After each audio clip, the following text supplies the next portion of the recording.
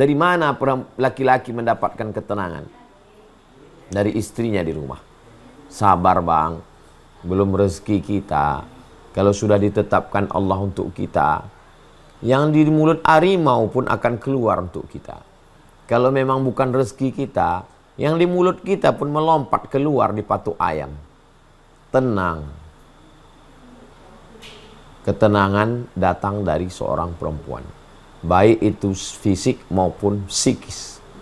Assalamualaikum warahmatullahi wabarakatuh. Saya berada di asrama Ma'had Az-Zahra, 4 lantai 36 kamar. Ada tak ada kita, asrama ini tetap jadi, anak-anak tetap menghafal Quran di sini, tetap jadi orang, tetap menjadikan amal jariah mengalir. Kita hanya sekedar menumpang tuah, mengambil berkah. Mari kita selesaikan bangunan ini melalui transfer ke BSI nomor rekening 767 7777227 atas nama Pendidikan Hajah Rohana, almarhumah mak saya. Nomor admin jangan lupa kontak ke nomor 0811 6650 026. Berkah selalu. Assalamualaikum warahmatullahi wabarakatuh.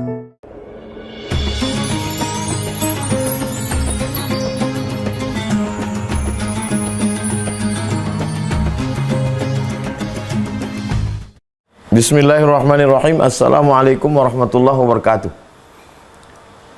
Alhamdulillah wassalatu wassalamu ala Rasulillah wa ala alihi wa sahbihi wa man tabi'ahu wa mawalah. Subhanaka la ilma lana illa ma 'allamtana innaka antal alimul hakim. Rabbi shrah li sadri wa yassir li amri wa hlul 'uqdatam min lisani yafqahu qawli. Allahumma faqihna fid din wa 'allimna ta'wil warzuqna fahmal mursalin. Allahumma aftah lana futuhal 'arifin. Allahumma ja'alna minal ladzina yastami'una al-qawla fayattabi'una ahsanah.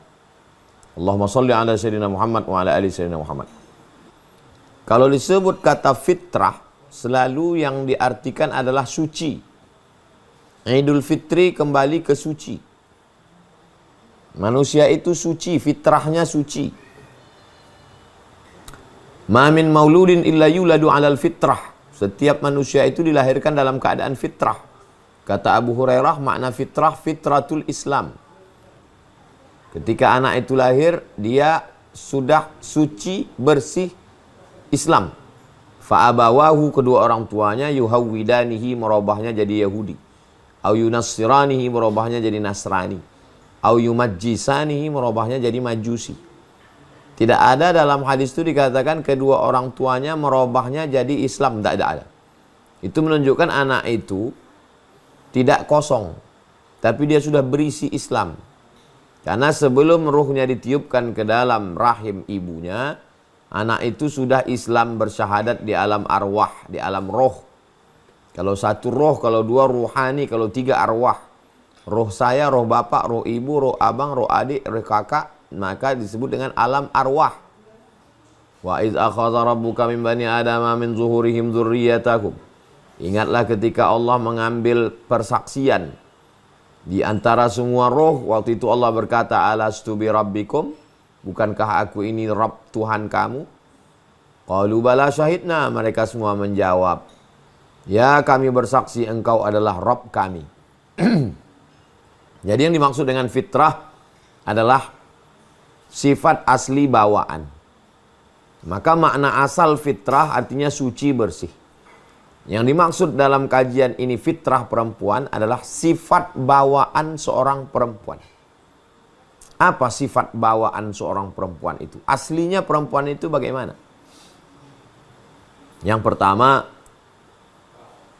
perempuan itu sifatnya adalah sebagai yang mendatangkan ketenangan. Sebagaimana Adam alaihi salam di dalam surga yang begitu indah, tajri min tahtihal anhar, air mengalir, buah-buahan, tapi hatinya tetap tidak merasa tenang sampai akhirnya ada perempuan. Fitrah perempuan maksudnya sifat bawaan asli perempuan itu adalah menenangkan. Makanya kalau anak menangis, itu yang bisa menenangkan ibunya, bukan handphonenya, bukan Upin Ipin. Ibu bisa menenangkan. Saya kalau disuruh tausiah tabligh akbar di tanah lapang, tidak angkuh, tidak sombong, tidak takbur, insya Allah.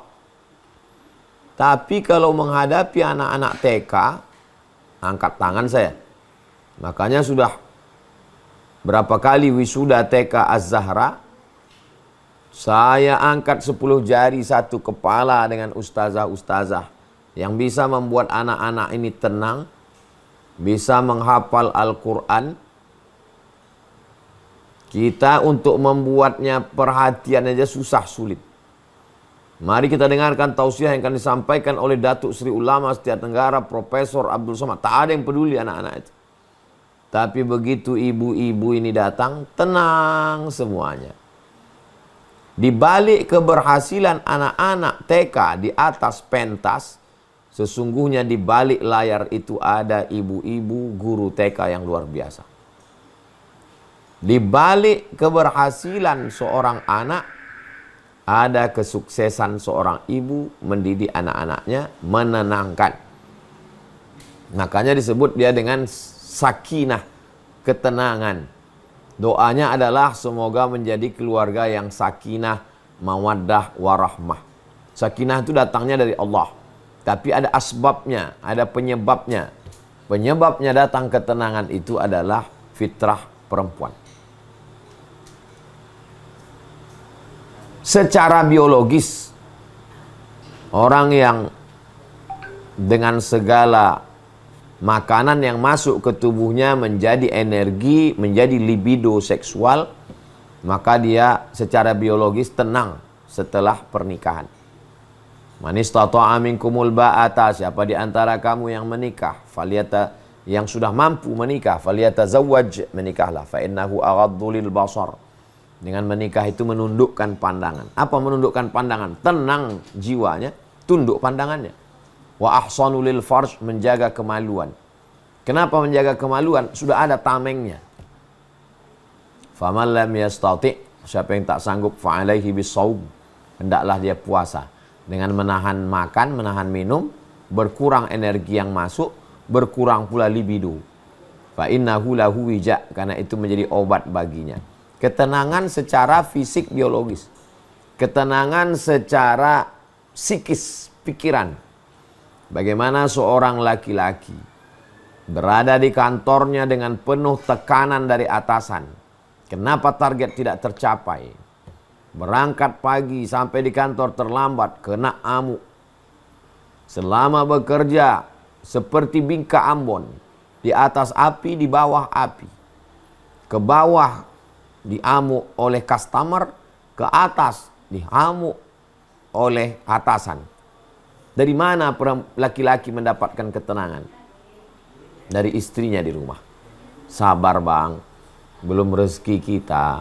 Kalau sudah ditetapkan Allah untuk kita, yang di mulut harimau pun akan keluar untuk kita. Kalau memang bukan rezeki kita, yang di mulut kita pun melompat keluar di patuk ayam. Tenang. Ketenangan datang dari seorang perempuan, baik itu fisik maupun psikis. Itulah yang ada pada diri ibu Nabi Musa alaihi salam. Ketika semua perempuan risau, gusar, gundah gulana, nanti anaknya akan disembelih. Dia adalah perempuan yang tenang dan bisa menenangkan. Siapa yang menenangkan dia? Allah. Kenapa Allah menenangkan dia? Karena dia adalah yang dipilih oleh Allah Subhanahu wa taala untuk mengemban risalah dakwah. Seorang yang paling diagungkan, dimuliakan di kalangan Bani Israel. Fa in khifti alaihi, kalau kau takut anakmu ini disembelih Bani Israel, disembelih Fir'aun. Fa in khifti alaihi fa alqihi fil yammi. Fardi'ihi fa in khifti alaihi, kalau kau takut anakmu ini disembelih oleh Fir'aun, maka fa'alqihi fil yammi, hanyutkan dia ke sungai Nil. La takhafi, jangan kau takut. Wala tahzani, jangan kau sedih. Inna radduhu ilaiki, nanti kami akan mengembalikannya kepadamu, wa ja'iluhu minal mursalin, dan kami akan menjadikan anakmu itu salah satu dari rasul utusan kami, kata Allah Subhanahu wa taala. Yang menenangkan bayi itu ketika hanyut juga perempuan, namanya Asiyah, istri Fir'aun yang lama tak punya anak. Asiyah lah yang menenangkan. Kata Fir'aun, inilah dia anak yang sudah menarik mahkotaku. Kata Asiyah, sabar Fir'aun, mari kita tes, kita kasih dia makanan dan bara api. Ternyata Allah menurunkan ketenangan. Bayi itu mengambil bara api. Lihat, tuduhanmu tidak benar Fir'aun. Lalu kemudian ketika anak itu ingin menyusu, yang menenangkannya juga adalah ibunya lagi, Yuhanith namanya. Yuhanith. Ibunya itulah yang menenangkan. Dan cerita berikutnya, kisah ketika beliau terusir dari istana Fir'aun, yang menenangkan juga adalah Imra'atu Syu'aib, anak Syu'aib, anak perempuannya.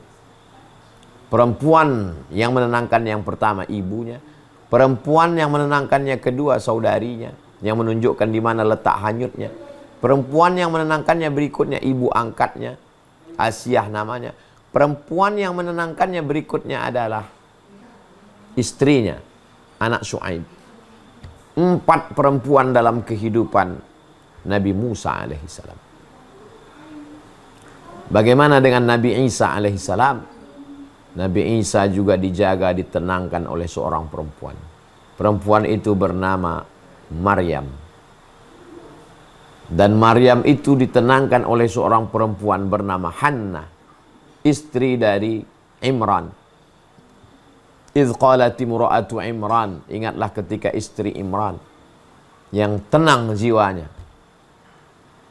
Rabbi inni nazartu laka ma fi batni, aku bernazar apa yang ada dalam perutku ini muharrara, aku ingin dia menjadi pelayan Baitul Maqdis. Lahirlah seorang perempuan yang penuh dengan ketenangan bernama Maryam. Dari perempuan yang tenang itu lahir seorang anak laki-laki yang penuh dengan ketenangan, Isa alaihissalam. Bagaimana pula dengan Sayyidina Muhammad sallallahu alaihi wasallam ketika dia menggigil turun dari Jabal Nur, ketika turun Iqra bismi rabbikal ladzi khalaq, khalaqal insana min 'alaqin, Iqra wa rabbukal akramul ladzi 'allama bil qalami 'allamal insana ma lam ya'lam. Yang menenangkannya secara fisik, badan kedinginan menyelimutinya adalah Khadijah. Fitrah seorang perempuan menenangkan, mengayomi, melindungi. Orang yang kedinginan tidak selesai dengan dimarahi, direpeti, dihamun, tapi diselimuti. Turun ayat, ya ayyuhal muddathir, hai orang berselimut. Ya ayyuhal muzammil, hai orang yang berselimut. Diselimuti oleh Khadijah. Secara psikis, Khadijah juga yang menenangkannya. Engkau tidak pernah buat salah, wahai suamiku Muhammad sallallahu alaihi wasallam. Tausilul arham, engkau orang yang menyambung silatul rahim. Engkau orangnya baik. Tidak mungkin yang datang itu setan. Tidak mungkin yang datang itu jahat. Kalau kau tak percaya, nanti akan kutanyakan kepada saudaraku Waraqah bin Naufal. Yang mendatangkan ketenangan itu adalah Khadijah. Perempuan yang tidak pernah risau ketika Nabi berusia 38 tahun naik ke Jabal Nur bertahannuth. Yata'abbad bil layali, beribadah di waktu malam. Umur 38 dia pergi, Khadijah menenangkan. Umur 39 dia pergi, Khadijah menenangkan. Umur 40 dia pergi, turun kedinginan, Khadijah tetap memberikan ketenangan jiwa, zahir dan batin. Jadi kalau ada perempuan tidak mampu menenangkan, memanas-manasi, memprovokasi, kenapa nasib kita begini, kenapa begini, kenapa, maka sesungguhnya dia sudah keluar dari fitrah aslinya. Karena dia menenangkan, maka Allah mengatakan hunna libasul lakum wa antum libasul lahun. Hunna, perempuan itu, libasul lakum, menjadi pakaian bagi kamu wahai laki-laki. Kamu yang tidak tenang, kedinginan, datang pakaian itu menghangatkan. Kamu yang kepanasan, datang pakaian itu mengademkan, menenangkan. Ini fitrah perempuan. Dia penuh dengan ketenangan. Maka berapa banyak laki-laki yang emosional bisa ditenangkan, pawangnya itu adalah perempuan. Perempuan ada kalanya sebagai ibu. Si Anu itu memang ngeri Pak Ustadz. Gimana cara kalian bisa? Kami melalui ibunya. Ibu. Pintu masuknya melalui ibu. Itu memang ngeri itu Pak Ustadz. Gimana cara kalian masuk? Istrinya Pak Ustadz. Itu memang hebat dia itu Pak Ustadz. Supaya orang ngomong ke dia. Kenapa bisa? Ada anak perempuan kesayangannya Pak Ustadz. Jadi memang beda antara perempuan bicara sama laki-laki. Ada seninya. Ada bahasanya. Ada jiwanya. Ada yang dia sentuh. Tepat di hati orang itu. Mengena hatinya. Nah ini kelebihan perempuan. Ini salah satu fitrah perempuan adalah menenangkan. Menjaga, mengayomi. Kesabaran. Wahnan ala wahnin. Lemah di atas lemah. 9 bulan 10 hari. Bisa dia sabar. Sabar muntah-muntah. Sabar mencium bau busuk. Sabar kulitnya berubah warna. Sabar tulang belakangnya bengkok. Sabar tubuhnya tidak lagi seperti dulu. Sabar muntah-muntah. Sabar meregang nyawa. Sabar menyusukan anak 2 tahun. Ini kesabaran perempuan ini yang menyebar kepada anaknya. Lahirlah anak-anak yang sabar. Menyebar ke suaminya. Muncullah suami-suami yang sabar. Menyebar kepada masyarakatnya. Muncul masyarakat yang sabar karena seorang perempuan yang sabar. Maka disebutkan an-nisa imadul bilad. Perempuan itu tiang negara. Idza salahat salahatil bilad. Kalau perempuannya baik, negara itu ikut jadi baik. Wa idza fasadat fasadatil bilad. Tapi kalau perempuannya rusak, maka satu negeri itu ikut menjadi rusak. Ini fitrah perempuan. Perempuan mengayomi, melindungi. Sifat mengayomi, melindungi, menjaga itu ada intern sifat di dalamnya. Apa yang ada dalam diri perempuan itu adalah kesabaran, menahan, bisa dia menahan. Perempuan bisa menahan. Menahan cakapnya, laki-laki mungkin meledak-ledak. Perempuan bisa dia tahan. Makanya ketika seorang perempuan mampu menahan emosinya, lalu kemudian dibiarkannya suaminya makan. Selesai makan dengan tenang baru disampaikannya berita yang kurang baik itu dengan cara yang baik. Berapa banyak beritanya sebetulnya baik, tapi disampaikan dengan cara yang tidak baik. Ini beritanya tidak baik, tapi bisa dia tahan disampaikannya dengan cara yang baik. Itu yang dilakukan oleh Ummu Sulaim kepada Abu Talhah. Sehingga dia menjadi seorang laki-laki yang tenang.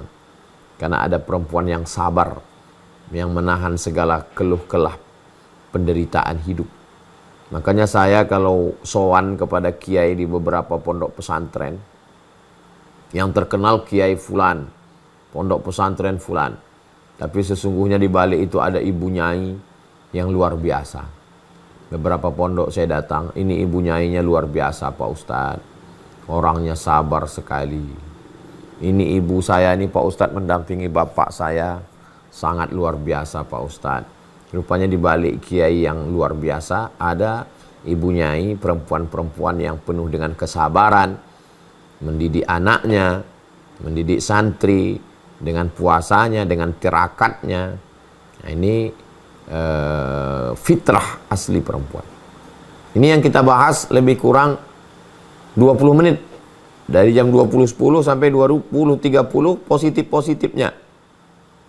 Tapi ada juga fitrah yang kurang baik. Kita kalau bicara sesuatu, mesti objektif menilai.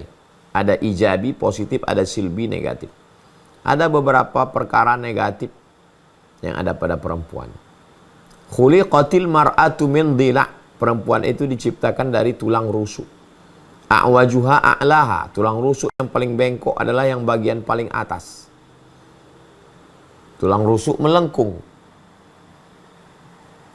Tulang rusuk paling atas nih melengkung. Paling melengkung, tengah agak melengkung. Di atas nih paling melengkung. Dari situlah perempuan diciptakan. In akhadta aqamtaha kasarta. Kalau kau paksa dia harus lurus, patah dia. Nah, maka apa makna melengkung ini? Dia selalu mengikuti perasaan.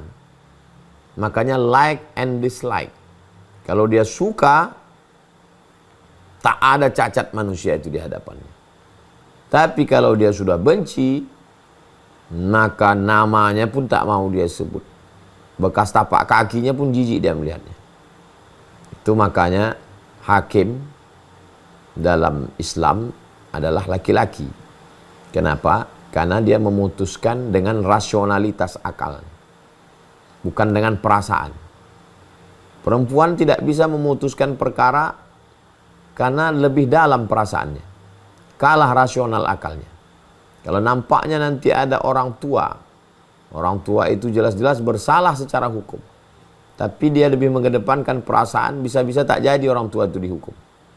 Padahal secara hukum itu salah, walaupun secara perasaan itu benar. Sedangkan hukum itu buta. Hukum itu lurus seperti pedang. Dia akan membantai siapa saja yang melanggar hukum. Tidak bisa pakai perasaan. Itulah mengapa keputusan tolak ada pada laki-laki. Karena kalau perempuan, begitu cepat dia berubah. Pagi berbolak-balik. Perempuan itu, dia katakan tidak, bisa berarti maknanya iya. Dia katakan tidak, bisa berarti maknanya tidak.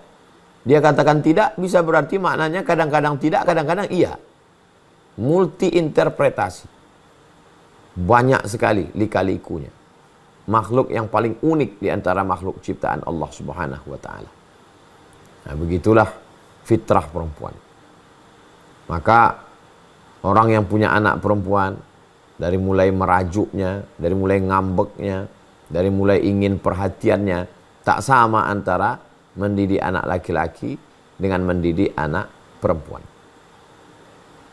Perempuan ingin diperhatikan, perempuan ingin diberikan kasih sayang lebih pada pendidikan-pendidikan anak perempuan. Ini adalah fitrah. Dari kecil lagi sudah terlihat cara memakai jilbabnya, cara memakai sendalnya, cara memakai bajunya. Beda dengan anak laki-laki. Pujian-pujian, Masya Allah, tabarakallah. Ketika kita melihat, walaupun saya tak punya anak perempuan, tapi keponakan-keponakan saya perempuan, saya perhatikan. Beda dengan anak saya yang laki-laki. Itulah mengapa Nabi SAW mengajarkan, perempuan itu yang dia ingat adalah kata yang dipakai. Pilihan katanya. Makanya Nabi memilih kata yang paling tepat, singkat, padat untuk Aisyah. Ya Humaira. Wahai engkau yang kulitnya putih, kemerahan kalau kena cahaya matahari. Nabi itu diberikan jawami'ul kalim. Kata yang singkat tapi maknanya padat. Tanpa harus memuji berlebihan panjang lebar ke sana kemari. Cukup dia dengan panggilan Ya Humaira. Wahai engkau orangnya yang putih, kalau kena cahaya matahari kemerahan. Di dalamnya ada pujian, tapi juga di dalamnya ada kejujuran. Di dalamnya ada perhatian, di dalamnya ada kelebihan, di dalamnya ada keutamaan, di dalamnya ada keistimewaan. Perempuan merasa diperhatikan, dia merasa dilebihkan, dia merasa tersanjung, dia merasa dimuliakan. Begitu juga ketika berjalan Nabi, saat bertemu dengan orang Yahudi berkata, Assalamu alayka ya Muhammad. Langsung saja jawaban itu keluar dari mulut Sayyidatuna Aisyah. Wa'alaikumussalam wal la'nah. Kamu juga mati dan kamu dilaknat oleh Tuhan. Kata Nabi SAW, mahlan ya Aisyah. Sabar wahai Aisyah. Innallaha yuhibbur rifqa fil amri kulli. Allah suka kita bersikap sabar dalam segala hal. Kata Sayyidatuna Aisyah, mereka memakimu, kenapa engkau tidak balas? Nabi membalas, kata Nabi, wa'alaikum, kamu juga. Nabi tidak ingin keluar kata-kata tidak baik dari mulutnya. Ini menunjukkan bahwa ada sifat bawaan. Begitu juga dengan kecemburuan yang luar biasa ketika Nabi SAW menyebut-nyebut Sayyidatuna Khadijah. Padahal Khadijah itu sudah meninggal dunia. Begitu juga ketika Nabi pulang, mulutnya berbau maghafir, madu yang terbuat dari bau yang asam. Lalu kemudian Sayyidatuna Aisyah mengatakan bau maghafir, kata Nabi, kalau begitu aku tidak akan makan maghafir lagi. Turunlah ayat la tuharrimu ma ahallallahu laka tabtaghi mardata azwajik. Jangan kau haramkan sesuatu yang halal untuk menyenangkan istrimu. Apa maknanya? Ada kecemburuan. Aghirti ya Aisyah. Engkau cemburu wahai Aisyah. Ja'aki syaitanuk. Setan datang menggoda. Kata Sayyidatuna Aisyah, "Aw ma'iya syaitan?" Apakah bersamaku ada syaitan? Ya. Kata Nabi, ya. "Wa ma'a kulli insan." Setiap manusia juga ada setannya. Kata Nabi, ya. Kalau bersamaku ada setan, bersama setiap manusia ada setan, berarti bersamamu pun ada juga setan ya Rasulullah. Lihatlah kecerdasan Aisyah. Tak salah kalau Nabi mengatakan, "Khudhu nisfadinakum." Ambillah setengah agamamu min Humaira, dari perempuan. Dari Aisyah radhiyallahu anha. Setengah agama ini diambil dari beliau karena kecerdasannya, karena pemahaman agama, karena kekuatan hafalannya. Banyak hafal dia hadis dan dia paham hadis itu.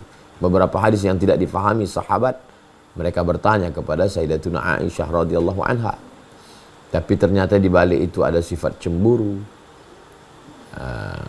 ada sifat tidak bisa menahan kata.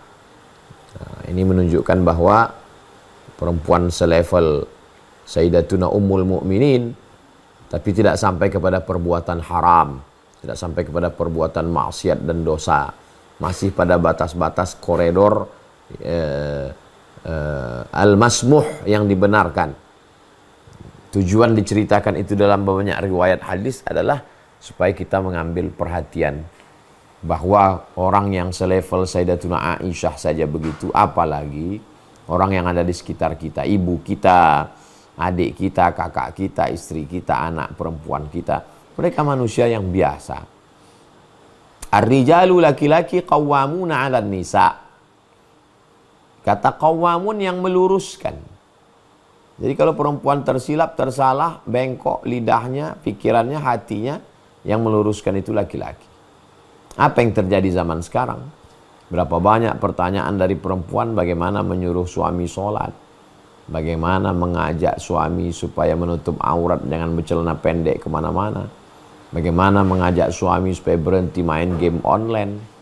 Siapa sebenarnya yang keluar dari fitrah hari ini? Apakah perempuan atau laki-laki? Jadi kita lihat banyak sekali perempuan yang sudah hijrah, yang sudah taubat, risau dengan pasangannya, yang sudah keluar dari fitrahnya. Perempuan sudah baik dari fitrah yang tidak baik, dari sifat bawaan yang kurang baik menjadi baik karena ngaji, karena lingkungan. Nah, ini semua adalah kebaikan-kebaikan. Jadi kita mesti objektif menilai perempuan. Kalau ada orang mengatakan perempuan ini paling ramai di neraka, padahal yang paling banyak pengajian juga perempuan, maka sesungguhnya yang paling banyak di surga juga perempuan. Kenapa? Karena makhluk yang paling banyak adalah perempuan. Bahkan di akhir zaman, qayyimun wahidun, satu orang yang lurus laki-laki itu menangani 50 perempuan di akhir zaman. Itu menunjukkan bahwa di neraka paling banyak perempuan, di surga juga paling banyak perempuan, karena mereka lah yang paling banyak. Jadi kalau nasihat Nabi SAW, hati-hati wahai perempuan, aku melihat kalian paling banyak neraka, amat sangat bisa terjerumus dalam perbuatan yang dilarang Allah Subhanahu wa taala, karena sifatnya yang sosial, hidup bersama, keramahannya, bicaranya. Ada laki-laki yang diam saja, menutup diri, bisa berhari-hari tanpa bersosialisasi dengan manusia. Tapi perempuan tidak demikian. Mereka lebih cepat akrab dengan orang. Satu sisi ada positifnya, dia bisa berdakwah, tapi satu sisi ada juga negatifnya. Jadi Sifat-sifat yang ada pada diri perempuan itu seperti mata pisau. Bermata dua. Yang satu ke bawah bisa dipakai untuk memotong ayam, itik, tanaman. Tapi juga bisa memotong urat nadi batang leher. Jadi kalau perempuan yang suka berbicara, dimanfaatkan itu untuk public speaking, untuk menjadi host, pembawa acara, motivator, positif. Tapi kalau tidak, bakat itu akan dipakai untuk ghibah, namimah, adu domba. Begitu juga dengan perasaan perempuan. Kalau itu di-manage dengan baik, dia menjadi perempuan yang sangat halus, merasakan perasaan anak yatim, merasakan perasaan fakir miskin. Tapi kalau tidak, itu menjadi pisau yang akan memotong urat nadi, memotong leher. Dia akan merasakan gimana jadi istri orang kaya, maka dia menuntut suaminya lebih kaya. Dia bisa merasakan bagaimana rasanya pakai mobil mewah.